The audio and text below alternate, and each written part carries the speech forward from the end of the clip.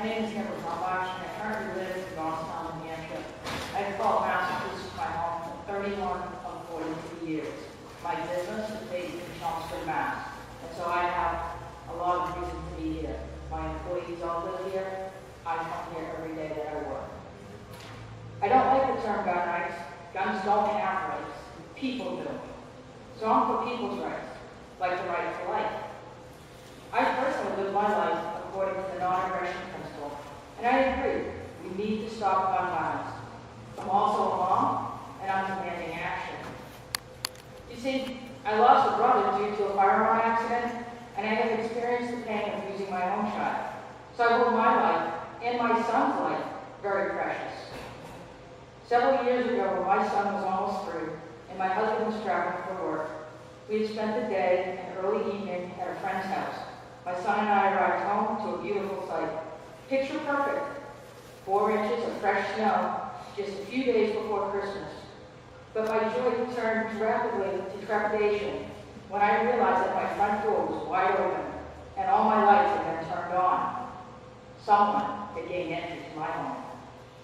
Fortunately for me, they were not still there. But this incident made me realize that my world was not as secure as one would hope. I started doing things like double-checking my doors and windows at my home to ensure that they're always locked, and being more careful and aware of my surroundings when not at home. It also led me to look for other ways to defend myself if necessary. I quickly realized that the best way to defend myself from a determined attacker, and especially multiple attackers, would be to employ a weapon of some sort. But how could I, a responsible parent, even consider bringing a firearm into my home in an attempt to keep myself and my child safe? I started educating myself.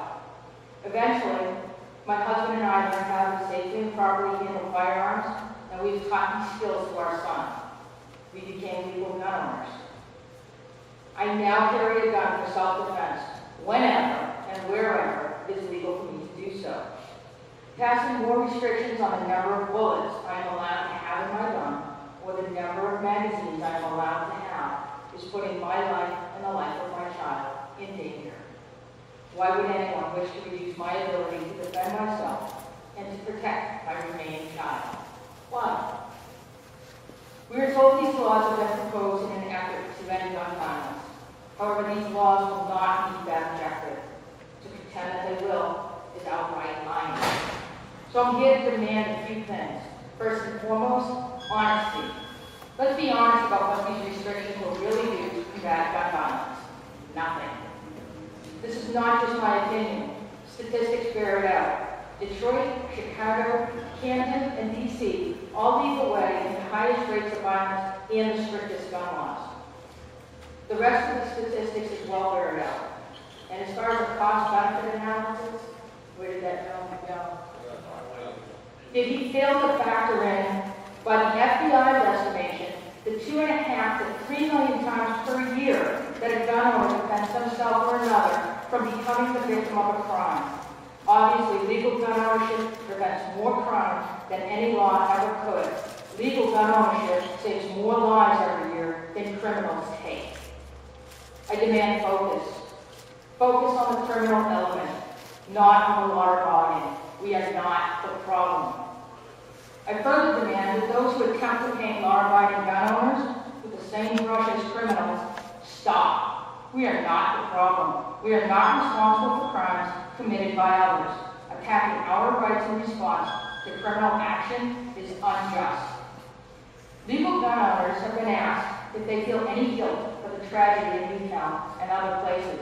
I myself was asked this in an interview. My answer is no. I am not the perpetrator of those crimes, nor a contributor to them. I am no more responsible than I am responsible for drunk drivers because I own a car and sometimes indulge in an adult beverage. Punishing me for the acts of others is not reasonable. And lastly, I demand that those proposing new restrictions first learn and understand the existing laws and enforce them, instead of trying to impose more restrictions on legal gun owners. Senator Diaz asked a question when she was here. while the one gun a month bill would impose an onerous restriction on legal gun owners, and I would like to address that. As the mother of a 15-year-old, it's often difficult to find something to do with the son. One of the things that we do enjoy is shooting together. If we wish to explore sport involving firearms, and there are many sports other than hunting, I must buy the necessary equipment.